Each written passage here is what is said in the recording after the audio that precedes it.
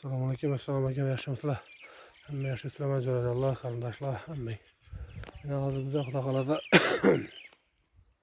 Kırgızistan bilen Farg'ona chegarasına geldik. Hozir şurada bir su ombori var ekan. Su omborining oti Kerkovoni deb aytiladi ekan.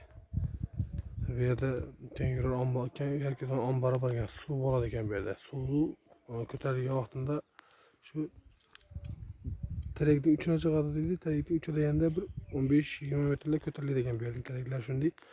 Hadina post cho'llarda, post yurtmizina. Dam olish maqsadida bizning dachalar sho'rda ekan. Buyog'imiz uch tarafimiz Qirg'iziston bilan chegara ekan. Tog'liqlar buyog'i Qirg'iziston ekan. Chegara bu yerda postlar bor yana. Bu yerlar dam olish joylari. Yana bir hamma kelib bu yerga kelib havo almashib ketadi ekan. Bu yerning havosi havo ekan. Yana allergiya bo'lganlar shu yerga kelib dam olib ketadi ekan. Pastda yana dachalar bor ana bu yerda. Bu yoqda yana butun dachalik dam olib o'tiradigan joylar ekan.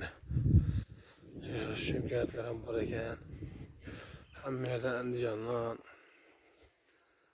buyog'imizga erishib Toshkentdan, boshqa vodiylardan, mahallalardan kelib dam olib ketadi ekanlar bu yerlarda. Hozir kelaman desangizlar, birgalikda kelamiz foto buyursa. Dam olish maqsadlari ko'p ekan bu yerda. Xudo xolasa yetirsa majiceklar bu yerda lola gullar ham ko'p ekan. Xudo xolasa kelib dam olib ketamiz deb umiddaman.